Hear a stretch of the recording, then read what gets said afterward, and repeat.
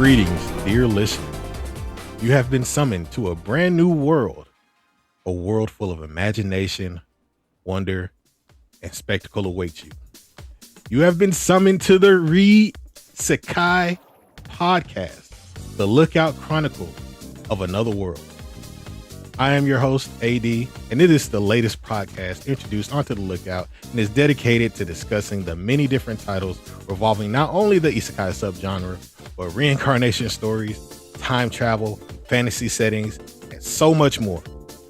And as your host, I have the honor to be joined by two voices as we party of three take our journey through these different series. First up, we have Jerri. Can you please introduce yourself?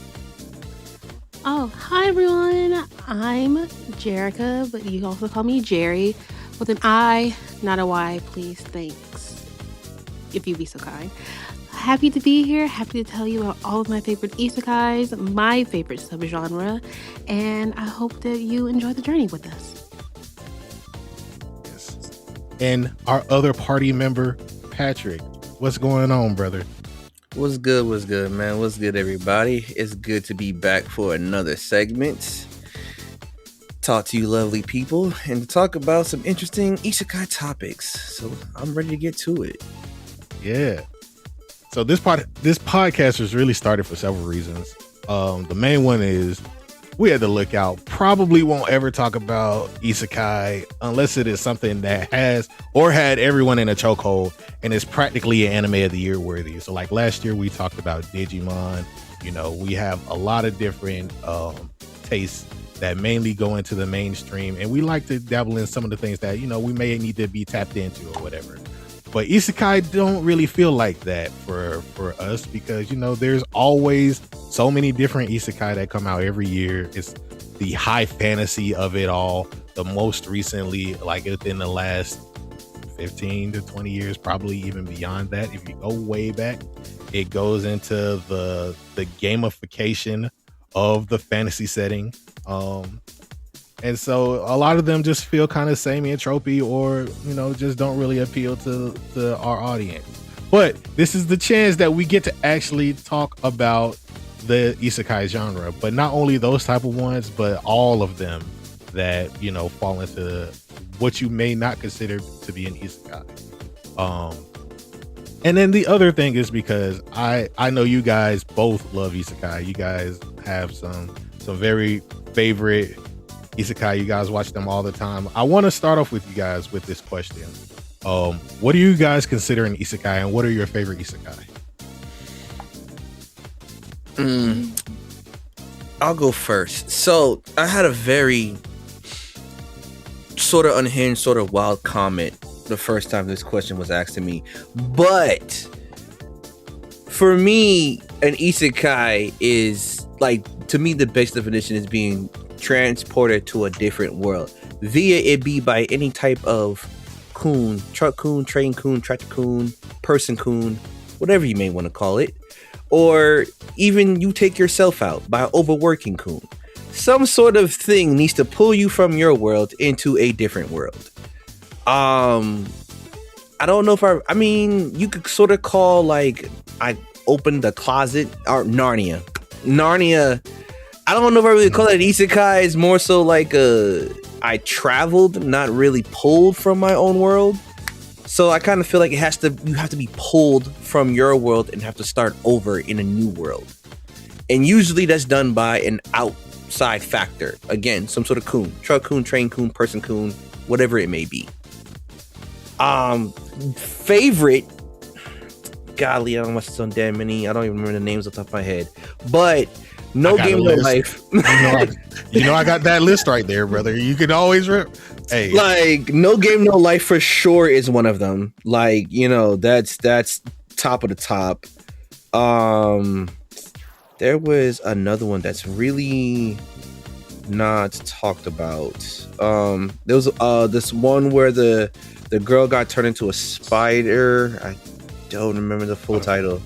So I've been reincarnated into a spider. So what? Or something or something. Yup. That's another one there. I'll do 3. And then Slime. Reincarnated as a slime. I don't care what nobody said. That is one of the peak isekais. out there right now, and I'm so glad season 4, or is it season 5, is dropping in April. I can't remember. I think it's season 5. And I would have to agree with Patrick. I always feel like there is a vehicle of some sort that takes you from your world into another world.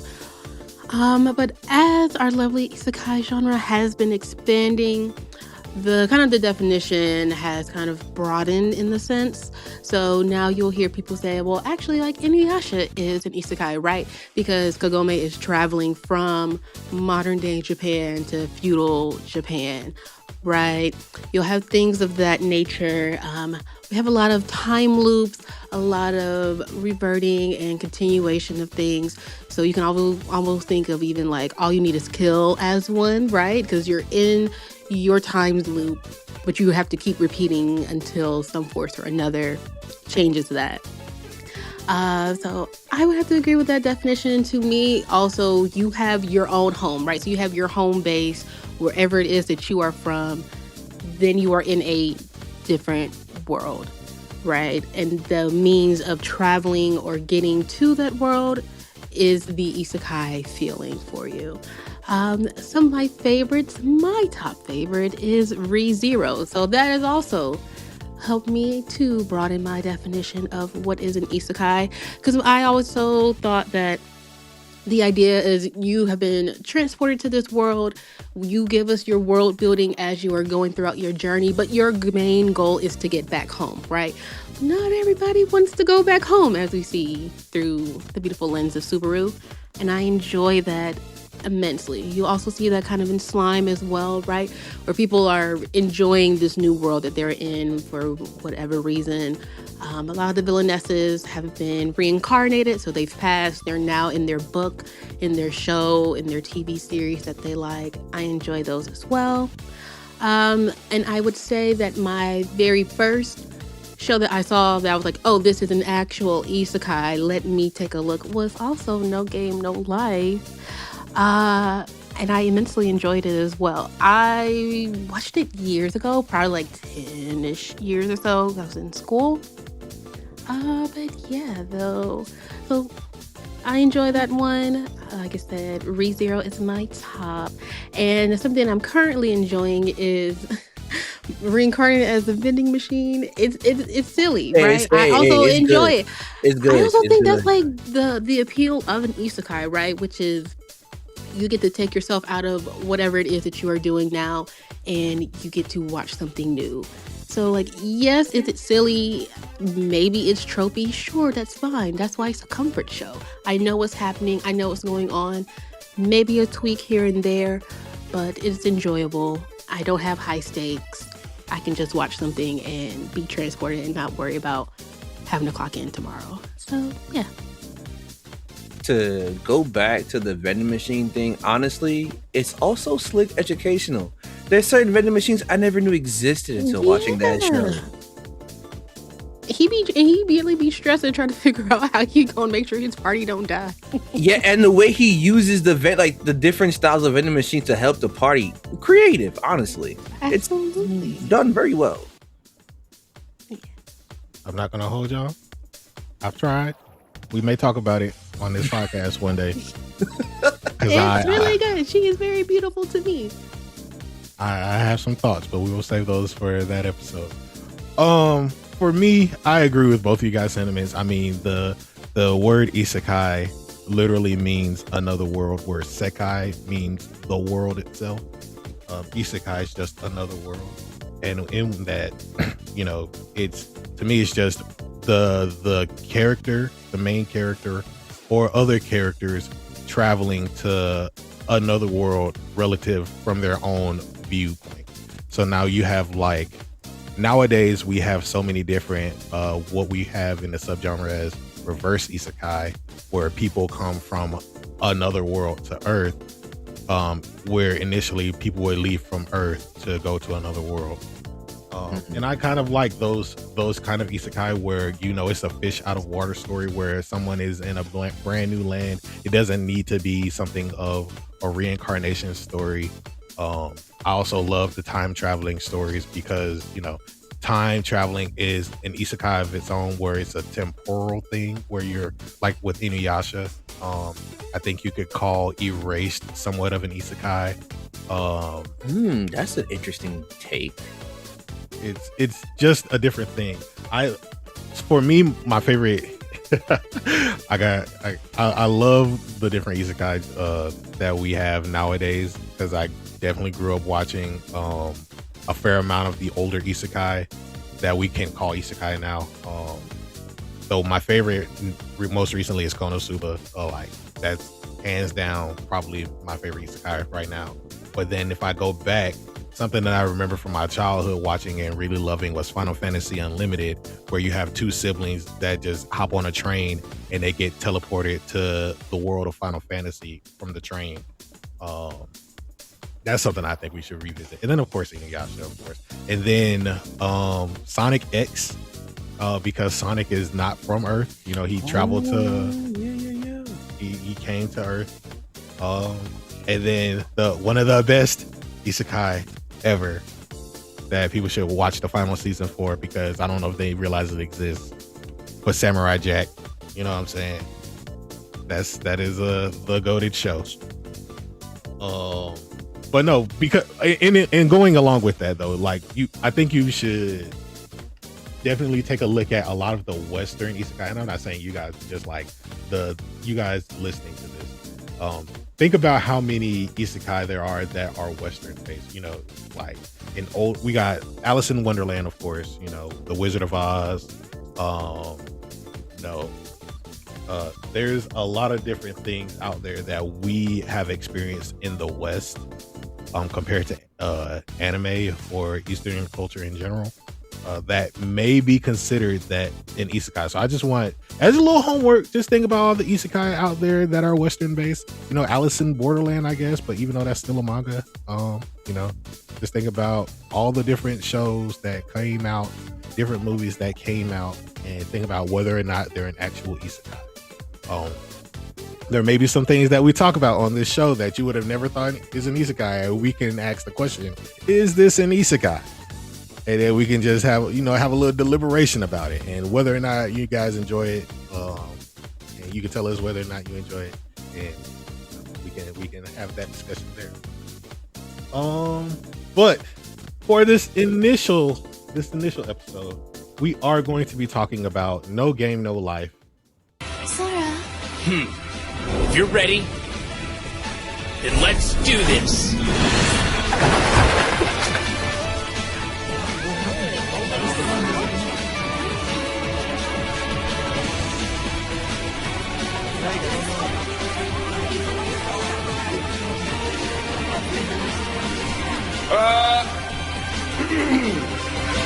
Hey-ho! Sora, you're freaking out. Shut up! I'm just as scared of crowds as you are. I'm just better at faking it. Huh?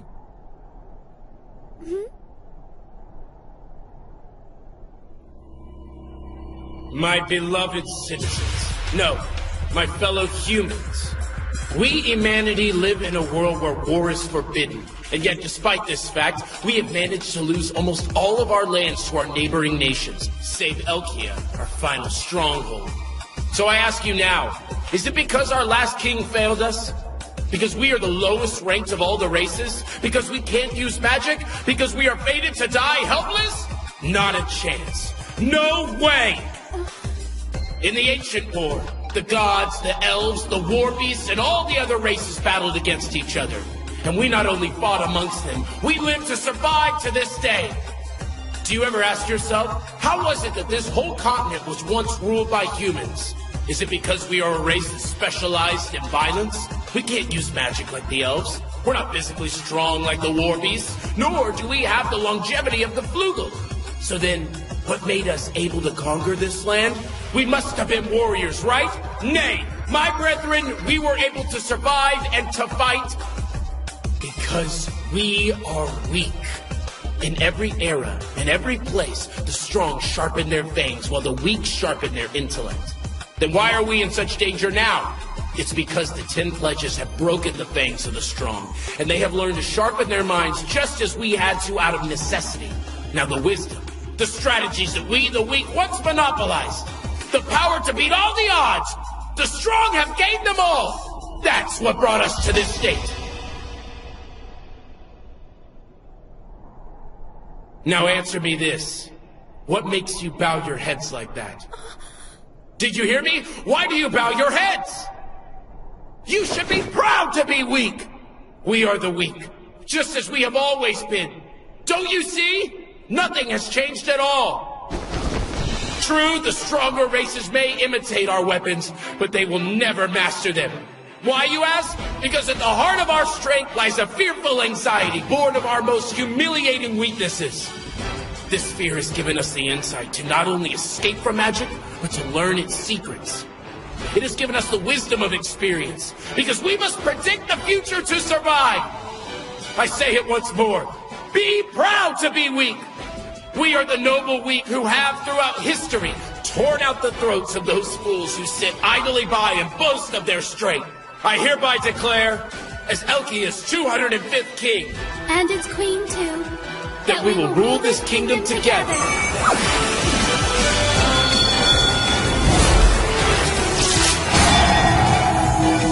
It's here! Each leader of each race is given their own jewel. The race piece. We hereby declare we'll live as the weak, protect our weak brethren, and we will use our wisdom to make the strong bow before us. We are as we once were, and as we will always be. Hear this, my people. You are part of a long legacy, the wisest of the races, one that can become anything, because we came into this world with nothing. Now let's begin this game. You've suffered enough, haven't you? You've endured enough humiliation, right? It all ends now. Are you ready, humanity? As of this moment, my country, Elkia, will officially be declaring war on the rest of the world. What? Let's show them what we're made of. We'll take back our land and everything else too. It is one of the more popular isekai in the genre, especially within the last 10 years. The light novel was originally released in 2012. It's still ongoing now. The anime dropped in, I had it right here, scrolling down on my notes, 2014. Can you believe that? Like, it's been over 10 years since this anime first released. And its hype was really big. Produced by Studio Madhouse. If you know, at the time they were also doing Hunter x Hunter. They have a lot of shows under their belt. But this was one of the ones that really made people sit down and say, you know what? This is something that we definitely should be looking at. I want to ask you guys, what were your initial thoughts when watching this show? And on this rewatch, how did you guys feel about it? Okay. Like I said, when I did watch it, it was forever ago. Like, like in my college dorm, watching No Game No Life. Um, I remember that I deeply enjoyed it. I liked how serious that Shiro and Sora took actually playing the game and wanting to be the best, and how kind of the world expanded as they were going through the games. Um, Being in a place where it seems kind of like nonsensical, right? That everything in this world is decided by a game, right? And the game could be of anything of your choice. A nightmare for me. I'm not a gamer girl. Would not like that at all. Well, no, I would not like that at all. But for people who live, breathe a game, yeah, works well. I found their craftiness, their strategies to be very interesting and enthralling, and even kind of whatever the big bad is that they're trying to complete and what they're trying to do, right? Once again, for them, everything's a game. Thought that was really cool. On my rewatch, I felt the same. I was like, okay, yeah. Like this is why I like this. Okay, I remember. You're right. Okay, like some of the jokes, yeah, not here for them, right? Some of my scenes, not here for, but As I've grown, I've come to appreciate things and see them in a different light. We could talk about it later. Um, but yeah, I enjoyed it immensely, especially the second half. I remember thinking to myself, it's very slow. The first couple of I don't know what's going on. I don't know. But I'm here for the ride.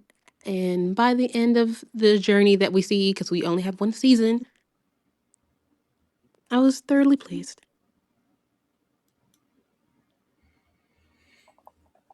Uh, when I first watched No Game, I was definitely just completely enthralled in the hype of it.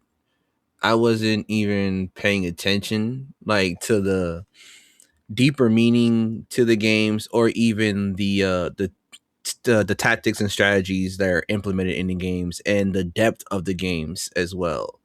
But on my second watch, when we were preparing for this, is like I noticed like the depth of the games and like how no game they play is just a simple chess game or a simple Go game or whatever. Like it has like 3 or 4 different layers to it that you have to understand and pay attention to in order to even win the game or to have a good strategy, which I found very entertaining watching it again because it's like, dang, I didn't pay attention to none of this depth that was there, and it made the show like, 10 times better for me. That I can truly see that and experience it. Like for example, like the chess game, right? When they're playing chess to decide the ruler, how the morale boost helped the chess piece move like in different ways than they can as a normal chess piece would. Like, the knight moves differently, the rook moves differently, all because of its morale.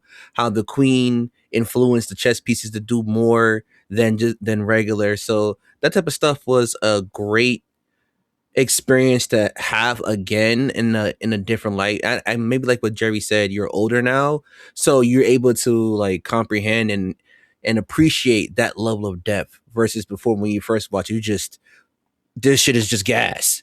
Like that simpleness was, oh, it's just gas. Now it's like, oh, this is gas with some depth to it. This is even better now. Mhm, mhm. Yeah, I'm kind of on board with you guys on that because on the first rewatch, I was kind of feeling on the first watch, I was kind of feeling the same way. I'm like, the colors are amazing. The strategies and thought processes behind each of their moves and whether or not they will actually work. Them thinking outside the box of typical gaming culture or ideals would be I think that played a lot into me enjoying the series, especially when you get down to the final episodes and you see them talk about certain characters using their innate abilities to not necessarily cheat but to help them have an advantage in their games, and Shiro and Sora overcoming that with their own logic and thinking prowess through that. It was just an enjoyable watch, and on the rewatch it took me back into it. Though this is my first time watching the movie before this, so it kind of helped me get an idea on certain things, but we'll talk about that a little bit later. um Kind of want to ask you guys. First, we need to talk about main setting, and the main characters Sora and Shiro. Sora and Shiro are step siblings. They are really good gamers. They don't lose at any game that they play. Whatever Call of Duty, they watch in. You know, Fortnite always winning battle royale victories. You know what I'm saying? Anything that they get their hands on, they can play. They're sitting in their room. Episode 1. Sora's playing games with his feet. Shiro is falling asleep, asking him to take over. She's been winning so much, and they go under this pseudonym known as Blank. They have no actual like name in the username column. It's just a blank space or whatever, and they're just taking out all their opponents. Even have fans in there, and they're like, we're the best at this. There's nobody that can beat us. The dynamic sibling duo. And all of a sudden they get transported to another world, the world of games, by the one true God known as Tet, who asks them to just follow these 10 commandments. I don't have the list of the commandments right off the top, but the main thing is to just have fun. and through this they go on their adventures. Kind of want to start with Sora, the older brother. What did you guys think about Sora? I enjoyed Sora my second watch. I once again, like I said, because it's been such a gap between watches, and then like you hear people talk about the characters, and everyone's like, "No, Sora's a perv. Sora's this," and I'm like, I don't remember him being that bad. I thought he was kind of cool because he would lock in when he really did need to lock in. Um, and yes, he did prove me correct. Like, is he still a 17-year-old? Yeah, perpetual virgin. Hate that for him. But he did what he needed to do. I immensely enjoyed his strategies. Particularly, I picked up on it when he had to fight Jabril, them doing their little name game. I guess that's a very popular game in Japan because they've also played that in Yu Yu Hakusho. Mm-hmm. Karama played that as well, and I was like, "Oh, I don't get it because y'all using Japanese characters, but I'll roll with it. I'll roll with it. Yes, please make an atom bomb with your word game. I think that's wonderful." Um, but yeah, his ability to have like such a good foresight of what actually to do next, what should be done next. I think is offset by his character and him just being a neat in general. Right. So it's very disarming. You don't think that he's locked in. You really don't think he's even threatening, right? When you look at him, when you see him, because he's just a gamer boy. What's scary about that? Until you realize. Um, Sort of kind of leadership qualities that you see from him, also from kind of whoever is similar to him in the movie as well. I'm like, okay, these people, maybe you can lead humanity. Okay, maybe so. I didn't think so, but I enjoy it. Uh, but yeah, I was like, okay, you're all right. You're all right with me for now. For now. For me, it was kind of the same, but I felt like he was a threat from the very beginning, especially like when if you look at how he walks through the room and how he scans it, right? He pays attention to everything. And it's subtle little details like a head turn there, or it might be a little small zoom in from when he like talks or something like that, or a hand gesture. There's like little certain moments inside the show where it shows you how locked in he is and how deadly he is and how much he pays attention, to the point where it's like that's how he comes up with his strategies. So for me, I knew from the get that okay, yeah, he's gonna be a threat. And then is like as the story progresses, you see just how much of a threat he really is. One of the aspects too, again, like you said, he's a 17-year-old, and he's a virgin. He's a teenager. He's hopped up on hormones. He's gonna be a little pervy when he can get a chance, but that's normal. We expect that. That's not out of pocket. And then even the moments where he did like I forget her name, but the princess, like when he told her to be in love with her, he never did Oh, anything. Steph, that's my girl. I love me some Steph. He never did anything to her, even though he told her to do like to be in love with him. If you like, he never did anything to her. Like, yeah, he messed with her, like he probably like bullied her or teased her, but he never like actually like did anything to her where it was like, all right, this man is weird. So that was also something that I liked, the fact that they didn't make him that type of character. Not we're Sora apologists. We're Sora apologists. The one thing I also did really enjoy about Sora's character was his faith in his sister. Like the I think it was the either Go or Shogi, like when he was playing and he knew he was going to lose his memories. Oh yeah, but when he was playing his spell, yeah. Yeah, but he knew for a fact that his sister got it. Like it was no hesitation in his actions. Like he put all of his trust in her. And the sheer fact that she knew that he was putting all that trust and faith in her, and she was able to figure it out without any real hints. Crazy. I agree, though. Well, for the most part, because there are certain things that he does in the show where it's like, all right, bro, I gotta raise an eyebrow at you. You know what I'm saying? Like He's a horny teenager, though. We gotta remember that. I know, but a part of the name game was him taking off body parts and then taking off clothes. And I'm like, all right, bro, what are we doing here? What is really like? Granted, that ended very well, but that was the strategy, though. He had to outplay her. There was no need. But the thing is, right? But she thought he was a simpleton, and then look at what happened. I mean, I agree wholeheartedly. But I'm just saying, like, dog, really, you really had to do this? But no, I agree wholeheartedly with Sora as a character. The thing that did like really get me on his side was the moment with Shiro, and everyone losing their memory of him except her, and him plotting it out just by some simple words. But this goes into Shiro as a character, so I'll save that for a moment as we get into Shiro, the little sister. How did you guys feel about her? Because she's probably, in my opinion, the better character, even though she has very funny moments, like way more funny moments than Sora, in my opinion. Oh, hands down, Shiro is definitely. I would say Shiro is definitely the smarter character, and overall the better out of the two siblings, right? When it comes to like execution. But that's the thing I like about this show, though, is that they play very well off of each other, because yet she has all this capability, but yet she still shuts down, and she doesn't have that presence or that confidence that Sora does, or that bravado, and he brings that out, and then through him bringing that out, he allows her to shine as much as she does. Like, I don't think without the both of them it would work. Like, you couldn't have one without the other. The show wouldn't have worked. Mm-hmm.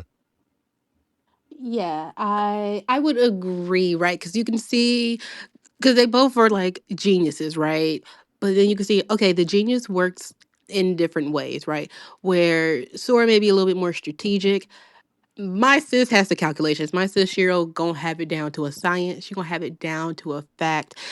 What was that, like those last couple of episodes when she wrote that crazy formula? Ma'am, how do you know that in the formula? stand? How do you know that formula to just be crunching numbers just to crunch numbers? Literally, she's a calculator, right? So, okay, yeah, yes, a calculator is powerful, but if you don't know how to use the calculator, right, what are you gonna do then? So the combination of them both, I think, is really great. I think them pervy allegations really need to go towards Shiro, because she's the one who really got them feelings. I noticed in my second watch, I'm like, okay, y'all are getting at my brother Sora, but it's actually my sister Shiro. It's actually my sister Shiro. She young. I'll allow it. You know, you don't know at the time. You know, like, you care deeply for your brother. It takes a second for you to get it together. She got it together, hopefully. By the looks of the movie, no. But that's really on her. And once again, also how they're just doing the shots, right? Because with all of the things that are happening in the show, right? Things that shall not be named. That's not through the lens and through the eyes of Sora, right? That's through us as the viewer. So you need to be blaming the pervy allegation needs to go to the art director. That's on them. I don't know about that. Hold up. First of all, because whenever they have the bath scene, this man is definitely sliding the phone camera over there to them. But it's not for Shiro. It's not for her. He's trying to get at Steph and at Jabril. Exactly. It's not for his sister. I'm talking about the pervy allegations. I'm not talking about Granted, he's a perv. Okay, he's a perv. No, but he's not a perv to his sister, though. Shiro is the perv for Sora, absolutely. Like, Shiro is big perv for her brother. Like, yeah. He's literally just trying to not be a virgin. So he's like, Steph got her, Jabril got her. Unfortunately, it don't be working for him. It don't at all. But I mean, once again, it's understandable because of how, like, you'll see him, right, like, in those bath scenes, you'll see him behind the screen, right? But once again, it's because they're their needs, and they now are they sickly codependent on each other? Yeah. Yes. That's a story for the lady. They gotta talk to that lady. That I can't do nothing about that. Very codependent. I can't do nothing about that. But It is crazy. he don't be trying to do that. He will take that picture of Steph though. Once again, that's his age mate. Is it still bad? Yes. But that's for someone who's not his family. Yeah. I mean, But I do like the okay, and then see, so now I gotta say, I do okay. How do I say this? I like what the bath scenes represent, not how the bath scenes are shot. Does that make sense? Probably not. What I mean by that, I right? mean, it's like it's kind of like the wind down period or the breakdown period where they all actually get a chance to get together and like, talk and bond a little bit more. Yeah. Even though it's not like, of course Sora is being a guy, but he is off to the side behind the screen trying to be respectful, but not really. But you know what I'm saying? It is, I kind of get that point. Yeah, like when I watched it through this last time, I was like, oh, it's kind of like okay, so like beforehand they gave that long talk about like in Japan, you take your communal baths because that shows, like, like you're vulnerable with people, this is part of your family, things of that nature, right? Boom, boom, boom, boom, bam. But then, as you see, as the party grows, right, as more people are added to our allies and our units and our friends, right, there are more people who join in the bath to represent that the family is growing, right? That the Mhm. communal presence that they're looking for, right? Them not having to also be like neat as much, right? Because you feel alone. Like their family is here one by one, two by two as it goes on. Now, once again, them shots, that weird shampoo, I didn't need to see that. Didn't need to see that. Yeah. Didn't need to see that. But them representing that, wow, the family is growing bigger. People are also, and also at the end of the games, right? Like everyone therefore trusts Sora and Shiro and like the games and like the ideals that they're here to represent. So it kind of reminded me of like like in Don when like they sit down and they have their little family meal after each arc. I'm like, oh, Mhm. okay, yeah, look at your little family representation as we sit and commune with each other. I get you. I just didn't need the soap suds. I need to see that. It's okay. Not really, but here we are. I mean, that goes crazy with the 15-year-olds. You know what I'm saying? Like, Does okay, and that was also my thing. I'd be like, do this really be doing something for the people? I don't be knowing. Cause I was what, I was in my late teens when I watched it. I'm like, this is what gets the people going. yeah, I Don't think I be was knowing. like 20, 21. And like, by that point, I don't. So here's the thing: like with certain stuff like that, I don't think it really is. It's more apparent nowadays, especially because on the outset, and this is something that we're gonna have to talk about as we do more isekai. But the way that they like to turn them into harems more Oh, often you know than I not. hate a harem. Mm. You know I hate a harem. But Yeah, this is I also thought that too. I was trying to remember. I was like, I feel like I didn't also like this because it was a harem. And I was like, actually, no. It's really not a harem. Because like Sora's so focused on like the game. Like he be trying, it don't work. He move on. I think that's But you one can. But thing. it's hard to tell because of like the the fan service like is so apparent. So you think like this is always like apparent. But I'm like no one was acquired. I think that's one thing that I will say more about this, compared to like with the harem thing. While it's inherently not a harem per se, because there aren't any like love options for it, Love even though route, yeah. yeah, like that you could consider them options or whatever like that, but not really necessary. But I think the big thing that plays into that is the fact that outside of like one other person, Sora is the only man that is apparent in the series. Mhm. Yeah, So so it's it like, gives the feel of a harem, yeah, very yeah, true.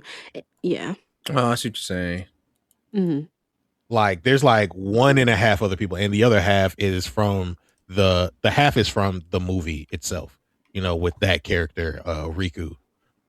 Speaking of that, Sora and Riku, did you guys notice any of the references to like other things that they had in here? There was a JoJo's reference, of course, because everything has to have a JoJo's reference. There was a Ace Brother, I Attorney just reference. realized the damn Kingdom Hearts reference. I ain't even gonna hold you. They have a fair amount of references in here. Oh yeah. They have a Ace Attorney. Their Yes. Ace Attorney reference. Because someone is making me play Ace Attorney, so now I know what that is. Great series. You guys should play Ace Attorney. Sounds like you being held hostage over there. No, you know, you accidentally tell somebody you were on the pre-law track, so now they think you want to do logic games and you don't. But it's okay. It's okay. Ace Attorney's fine. I like Phoenix and Apollo and Athena. Open your third eye. Oh, please. You're just gonna have to read more laws and regulations too. Is I'm not even gonna ask that question. Is Ace Attorney an isekai? The world may never know. We might have to get into it. The world of Japanifornia. Goddamn. I couldn't even step into that argument because I don't know nothing about Ace Attorney. I know nothing about Ace Attorney. All I know is hold it. All I know is objection. That's it. Yes, exactly. But no, they just had a lot of different references in there, and I think it was just a fun part of the series. Like, you know, it's a very much if you know type of thing, and so it's kind of a fun thing to go through. We didn't talk about Steph too much. If you guys had anything about Steph, she is the third party member of sorts. She was a queen, or she was supposed to be the leader of the new kingdom of humans, but she lost a game and she had to hand it over to someone else, and Sora and Shiro had to step in and win the kingdom back for her. I love me some Steph. It's probably because she's my self-insert. Because once again, I'm not a gamer. I would lose. Like if I was in this world, I would lose everything too, probably, except for probably like rock paper scissors. I think no, she lost at rock paper scissors. Yeah, no, I feel like honestly, yo, this might make down mad. girl, What I'm though. about to That's say, I feel like Steph was the Usopp without the importance. Nah, hold up, whoa, because okay. My sister's still important now. My sister is important. Great. At the very end, she came in clutch. Yes, but Steph is literally a tool that Sora uses throughout the whole entire show. Like he puts her in the moment to be clutch. Other than that, she herself is not clutch. This is why I said she's the Usopp without the importance. Like Usopp makes my sis. You mad my sis got charisma that she just I'm not mad she got charisma at the right time. But see, that's not her being at the right place at the right time. That's her. That's them calculating, making her be at the right place at the right time. Oh my gosh! I mean, true. But yeah, I like Steph. Steph is actually my favorite. I'm not saying she's a bad character. I'm not saying I hate her. No, I'm like, no, like, cause like, no, we do need people. We need representation of people who are not good at games. Like, and she's a great representation of that. Like, she be lost. Does she fail upwards? Does my sis fail upwards? For sure. Absolutely, she fails upwards. Sure. Absolutely. Honestly, the best thing that could have happened to her was meeting them two siblings. Because without them, yeah, for sure. Naked in the street. She would have been nothing but a sheet. No, literally shaking her little cup on the side for some change. Air change, ma'am. Steph, is that you? Like, no, yeah. I think that they set her up really well. Like for all the foils and everything that go into her character, like she is important, and Sora and Shiro do actually end up counting on her a lot of the time. Okay, wait, let me clarify. I'm not saying she's not important, because she is important, because she was a great part of their role. What I mean by that, she is Usopp without the importance. Like, she herself don't do things on her own to make her important.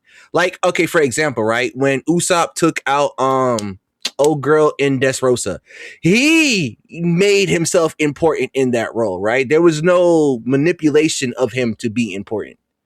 I understand that. And I think that's just it's not necessarily on Steph.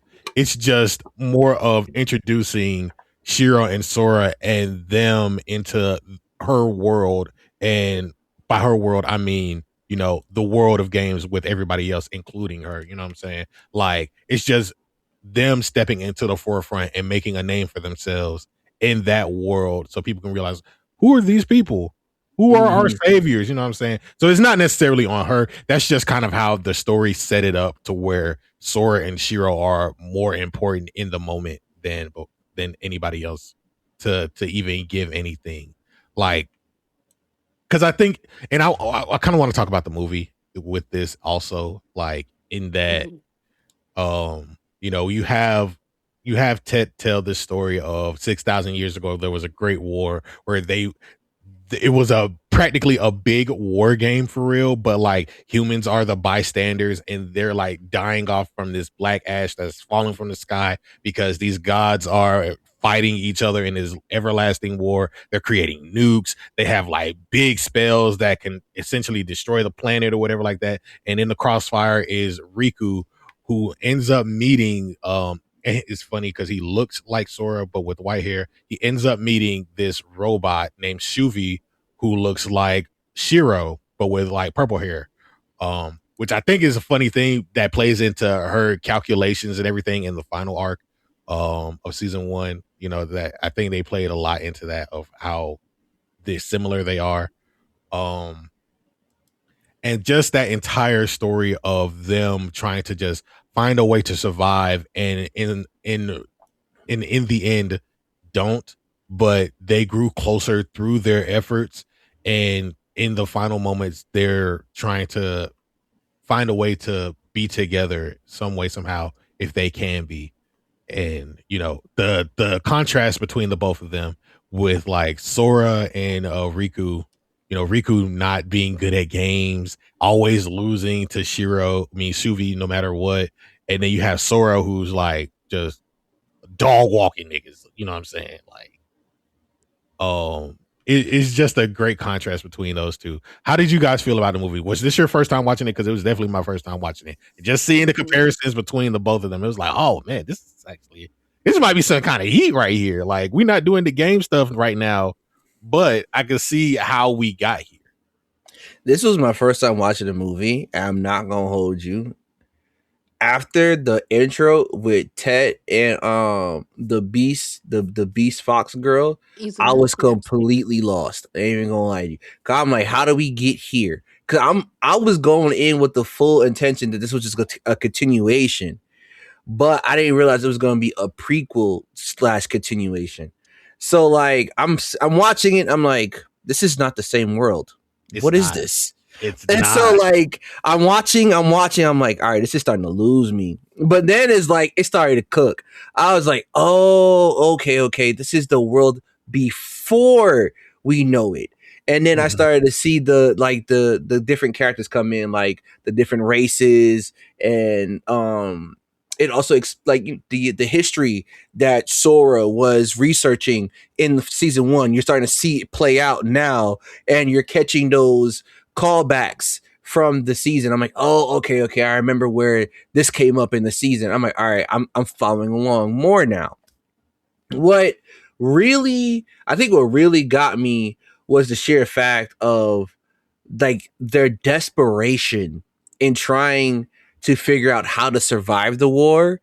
And then the plan he came up with, he said, fuck it. We're not even going to fight in the war. We just going to be the motherfuckers in the shadow that control the war. Mm-hmm. And I was like, I like that. That was a big brain idea. Instead of trying to bash your head against this wall, trying to figure out how to win or survive, end the war. Like be the voice in the ear, pushing them to kill each other to end this damn war. And I was like, that's great. The one twist to me that I thought was like top tier at the very end was learning that pretty much he made Tet in a sense, right? Like that's what I got from it. Like, Yeah. because he kept like imagining him having this fight with the god of games, and in doing so, he ended up materializing Tet, and Tet now became an actual god. That was a great twist. I love that. That was just sublime, like chef's kiss to me. I agree. Yeah, that first half, did not know what was going on. I knew it was a prequel, but I was like, okay, the tone difference was so stark. I was like, wait, why are we in this desolate place? Like, why is it so bad? Why is it so terrible? Like, very terrible. And it's like only humans, but we are struggling. I'm like, why are the humans struggling? Like, I knew we was down bad, but this down bad, completely different of what I thought was going on. But I do think, like you said, that adds to right the desperation for humanity to fight and humanity to persist and to live, even though they don't have magic, they don't have these weapons, they don't even really have the knowledge to actually fight against these gods who are destroying them. Right? Like, what do you do in situations like that? You lock in, but you lock in ways that you know how to, right? So yes, you may be weak, that doesn't mean anything. Doesn't mean you can't win. You change the odds, or you just simply cheat, and then you always will win. It did take me a second to realize all of the callbacks. I don't think I like was figuring out like, oh, these are, I guess, spoiler alert. I guess these are our ancestors. I didn't really I didn't realize that these were everybody's ancestors until both Shuvi and Riku were like, yo, we need to work together to figure out how to get humanity out of this terrible situation, right? Because the whole thing of like having Shuvi find a heart, getting her back to her people, I was not here for it. I wasn't here for it, but it made sense at the end with her big fight. And not only that, with like how you said, the materialization of Tet, because they finally got to the core at the bottom. On the accident, did you see them? They made the sun. Yes, yeah.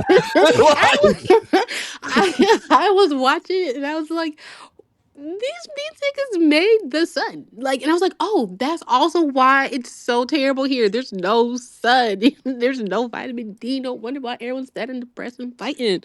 And they There's no also sun. made the race pieces. I didn't realize the race pieces wasn't a thing until after the end with Tet. Yeah. So like, okay, yeah. So like with Tet materializing and Riku basically asking him to become the god of games, since basically Riku won, his will is then for embedded into Tet. And so Tet was like, okay, cool. And yeah, and that's why we have all the like chess motifs throughout the world that we see now. Mm-hmm. And I was like, oh, that's a callback to Riku. So then it begs the question, is this really an isekai? Because are Shiro and Sora just not back in they home world? You know, I thought that too, but the way I perceived it was because they both died, and they were so bonded to each other. The fact that they were so bonded to each other that they reincarnated, but they reincarnated to a better life, to where they In a could way they be, can always be together. Yeah. yeah, to where they could always be together without having to deal with everything. And then I'm assuming Tet must have sensed them and was like, "Oh, it's my boy and his lady. I'm gonna need them back." Yeah. Yeah, no, that it was crazy because after they started winning all of those games, Ted just summoned them to the world. Is like, let's have fun. If you can win, if you win enough, you'll be able to challenge me. Like Ted Yeah. presenting the challenge to them at the beginning, and then still challenging them towards the end. Chef's kiss, really an unsung hero, even though he is kind of a god of mischief in a way. He Because just be vibing with his little bob. His bob would just be activated. I mean, yeah, but like also at the same time, it's just also great how through the actions of Riku and Shuvi, they essentially did save the world, so nobody would have to die. But there is still some type of like prejudice out there You know, Mhm. especially with the dog people calling humans primates, very big Frieza energy there. You know, Very, very big ghetto energy. Yeah. yeah. You know what I'm saying? I'm like, dang, not all the animes be using this as a slur. Not this is the universal slur. Call somebody a monkey. No, that it was absolutely crazy. Also, one of my favorite things about the movie that is like crazy to think about in retrospect is just Jabril in general and her Oh fight. yeah, Oh, my she girl, was my girl. stupid. Like, That first of was all, I already knew crazy. that lady was crazy. Phenomenal. Jabril was a Phenomenal. demon, a straight No, demon. literally an angel of death. Like, I do not want that lady. And No, then, Don't get like, no when you different think lady. back to how she acts now, like in season one, it's like, bro, you was so like you had the same drive and like mentality, but the way you went after shit was different in the past. Like yeah. you, you was a whole YN with a shiesty on back Like in them days, real talk. If it wasn't for these rules, oh, she would have got wicked. bro. Would have been wicked. Would have been wicked. And then also, yeah, with that, so like that kind of like that ending scene with Steph's pendant, I was like, oh, not only probably does Jabril like remember, but like that's probably like their little universal, their little red thread that like kind of connects all of them because they do like have a shared past. Mm-hmm. The four of them. I'm like, oh, that's so cute. Right? Like you think like things are coincidence, like you think it's coincidental that they're here. Jabril just so happens to be here. Steph is still around, even though she suck at games. Like, no. Oh no, that's not Steph though. That's her ancestor. She was No, I'm talking about like at the end. At the end where when the jewel pops off. mm, Who's I think Isn't hits her. And then they're like, what's this engraved into your jewel? And she's like, these are my ancestor. Well, the one person my ancestor. I don't know who the other two are. But Jabril remembered. Mm-hmm. It was like, Shui was not no human, but she was around. She was around, but she was not no human. And I'm like, oh. So at that moment, I was like, oh, look at there. Your little found family is like back together. Even like because that elf ancestor is Fel's ancestor. Mm-hmm. That's mhm. Corone's not Corona. What was her name? Clammy or Chlammy? Yes, what are they? Karami. Yeah. Yeah. Yeah, her little ancestor too. I'm like, okay, my people. I see why we all have a shared destiny in some way to get back to something. And I'm like, wow. And it probably is so yeah, like so Sora can finally challenge Tet and probably win because Riku never got a chance to win against Tet. He might be able to do it. I don't know. I haven't read the light novels. Maybe he'll be able to do it. That's the other thing. This was apparently the 6th light novel, and there were 3 light novels that came out after this. So there's still more material to go on. We do not have a season 2. This begs the question: should this get a season 2? Yes, 100%. Absolutely. For sure. They cut down on that weird old fan service and just get straight to the getting. Phenomenal. I'd enjoy. Because like I said, the games are interesting. And like the plot underneath the plot underneath the plot. Very, very vast, very rich in its lore. I think there's so much to see and how I said, like everyone's connection, which is probably why they have the prequel and then you continue on. So you can really see how all the characters relate. Right? Because otherwise you think it's just a ragtag team of people from different races. But it's like, no, that is the goal. Because the thing we ultimately need to do is be able to have all our pieces so we can challenge Tet. So I'm like, yeah, this sets it up nicely. Took them forever. I was complaining saying that was a 3-hour movie, even though it was what an hour 40. I was like, this is a 3-hour movie, but it wasn't. It was just very slow. But yes, they have so much material. I think it would be wonderful, even if they took like the darker tone that the movie has taken for it. I think it will be phenomenal for it. Also, I kind of cap. I'm looking at the wiki right now. That was the 6th volume of the light novel. It's all the way up to the 12th volume. The 12th volume came out in 2023. So they have a fair amount of material to go through. They mentioned dwarves, and we never see dwarves. Like, yeah, there are 16 Yeah, races. We they only did see mention seen dwarves. like what, 4?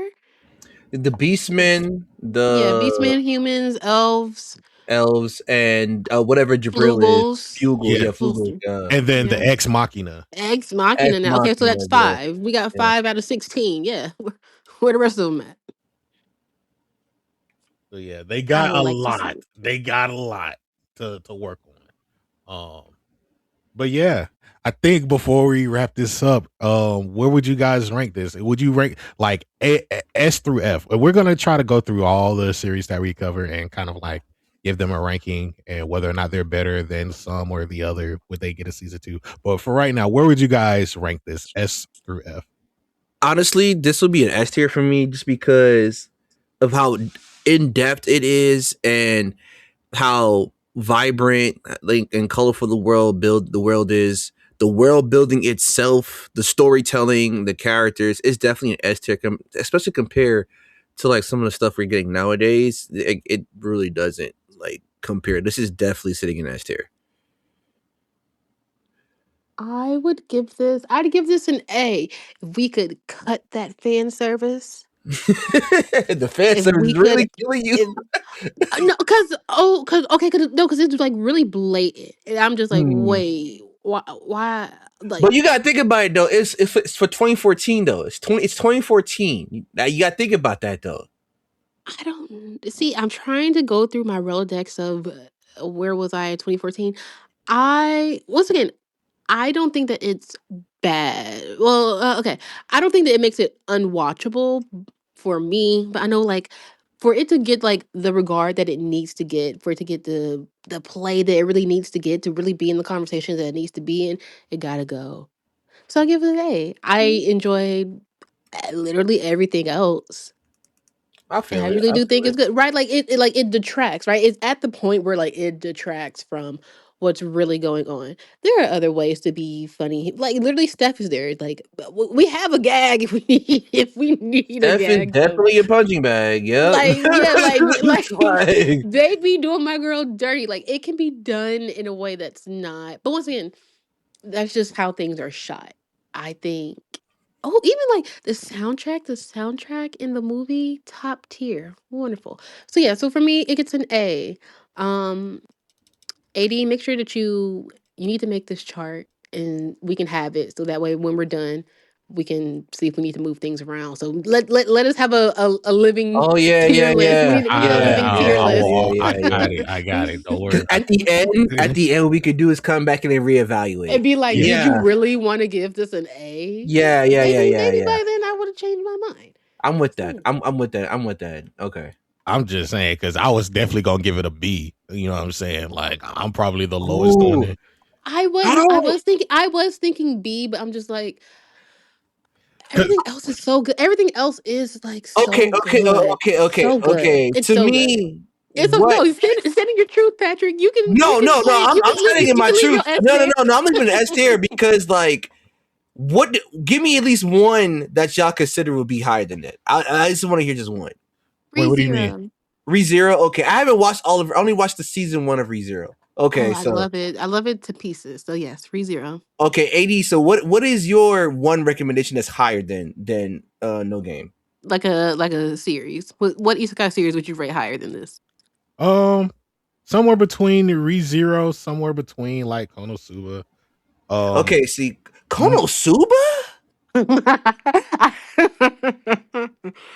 there's more of Konosuba. So here's the thing: there's more of Konosuba to experience. That's one thing. I cannot. I've tried to watch that thing 5 times now. It's a comedy, bro. It's I just can't. I bro. enjoy the comedy behind it more than anything. Like, I'll talk about it whenever we do Yeah, the episode. that's fine. But But I just want at least one example. I just wanted to see what was going on. But okay, I haven't yeah, watched Yeah. all of ReZero, so maybe I need to ReZero. dive back into ReZero and finish it because Yeah. it was I'd even say good. slime. I would even say slime too. Slime is definitely I up there. immensely enjoyed like now that I realize like I didn't like slime is so enjoyable. I didn't even know if I was watching so much of it. So yeah, I would rank that up there too. Yeah, Ooh, That is good. Ooh, that is good. But is it really an isekai though? He's just playing a game. That's literally everything. Yeah, that's literally dot hack sign, all of that. Yeah, isekais. Is that considered an isekai? Yeah, you trapped.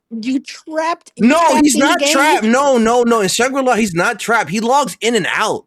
That's the see again, and that's where it goes to like our definition. To me, an isekai is you can't come back and forth like that. You're stuck there. You got to find a way home. You're stuck there. So like Sword Art to me would be an isekai because they were stuck there. So here's the thing, right? And there's a paper out there from Dr. Paul S. Price that talks about the survey of isekai, and he has a chart in here that he did some research on from another professor, and it talks about the 4 different types of isekai or other world type of stories. There's one that's the portal story, where you travel from the real world to the other world. That is an isekai.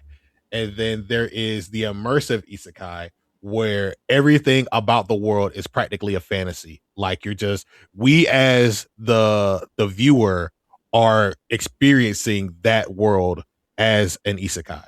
Like we are being put into that world. And then there's the intrusion or the reverse isekai, where isekai people come to the real world. And then the final one is called the liminal one, where people from the isekai world or people from the real world enter this pocket dimension and they're able to interact with each other. That is where I consider like games. Okay, I got you. Okay. So that's where I consider it. Yeah. I mean, like I said earlier, I guess the definition has broadened so much. That's the other thing. Here's the other thing. When was the first time you ever heard the word isekai or ever used the word isekai for real in a sentence about anime? Bro, that's that. I can't even when I started watching No Game No Life. So yeah, like I said, that's probably that's 2014. Yeah, like 2015. Yeah. And like I was a sophomore. Yeah, 2015. But there were so many other isekai that had came out before then. And like when you talk about them, like Sword Art came out before then. You know what I'm saying? Like I think Log Horizon was out before then. There was a bunch of different. Log Horizon was out before then. There's that other one too. I can't remember it. It's not Log Horizon. It's like N something. Golly. It's old though. It's older than Log. I gotta look it up. But it would be considered in that category now too. Jeez. Yeah. I think I know what you're talking about. I just can't think about it myself. It's like N I think like NO.3 or something like that. It's another video game. Yeah, and then there's also like Gate. Gate, Gate is good. I don't like Gate. I love Gate. I thought I was gonna like it. You know what? I haven't watched Gate. I mean, I watched Gate back in college. So again, that was around like the 2014. Maybe I won't like it now, but back then I fucking loved Gate. It was all right. It was not hitting for me. I'm sorry. It was all right. The Gate. And then like Digimon, of course, you know. Yeah, Digimon will always be yeah, I mean, and Digimon to me, I consider isekai because they did get teleported and they were stuck until they got back. Until they figured it out. Yeah, it's like isekai in like the traditional sense of like that dot hack sign. Yeah. Mm-hmm. Dot hack. That's the one I'm talking about. There you go. Oh, that's what you're talking about. Dot hack. Yes. Oh yeah. That is what I'm talking about. Dot hack. Yes. There's so fucking many of those. Oh my god. Yeah. No. Everyone's been reheating their nachos for sure. Yeah. We got that on the list. Don't worry about it. We're gonna talk about that one. Oh, I can't wait. I literally watched like all of them that came on Toonami and Adult Swim. I've watched all of them. I loved it so much. Yeah. What else? There was a lot of isekai back then that had come out that I'm just like, you know what? This is not bad. I would love. One of my favorites back then was Mare, but we'll talk about that. Mare got so underplayed. It's crazy. Yeah. So underplayed. Mare was Zatch Bell, of course. Is that spelled an isekai? See, once again, you gonna have to explain that one to me. I'm a I'm a what is little. your term? Whoa, What is your term to cook? no. It is because they came 'Cause to I just us. don't remember. Yeah. I was like, Okay. huh? Yeah, They came to the real world. Yeah. Mhm. Okay. now this is the question I'm gonna end Ooh, off so on. would Death Note be an isekai because they came to our world? Don't. Please, not the Shinigami. I mean, were you just there, bro? It's not. He not doing nothing. This is why my final question. This is why Were you I just asked. vibing, I asked bro, this because at the you was beginning. hungry. I asked this at the beginning, and I'm gonna ask this at the end. Is Bleach an isekai? Hands up, Drew's game. Ah, dude, I don't know. Or I'm standing by my answer of no, it is not. I don't think I wouldn't say so. God, I mean, because technically now with the newer definitions, it would fall in that category because it's a portal. He goes through a portal to a different dimension. Well, see, so to me, it's not like different dimension. Like to me, like this is all the same world, right? Like you have Earth, you have Waco Mundo, which is like hell. So then you couldn't consider. You have Soul Society, which is like your semi heaven, no, and then But where you the soul can't go there Everything until is you through die. the Garganta, Right, Yeah. but you can't. Yeah, that's true. You can't go there unless you die, or you have the spiritual powers to access these places. Yeah. It's not just readily available. It's not. you're not- It's like a difference between Oh, a portal and colleagues, please. I'm just saying it's a difference between a portal and going to space and making it a space western like Cowboy Bebop or something. You know what I'm saying? Like, because then they have to go through a means of a portal rather than just hopping off of Earth, traveling through space.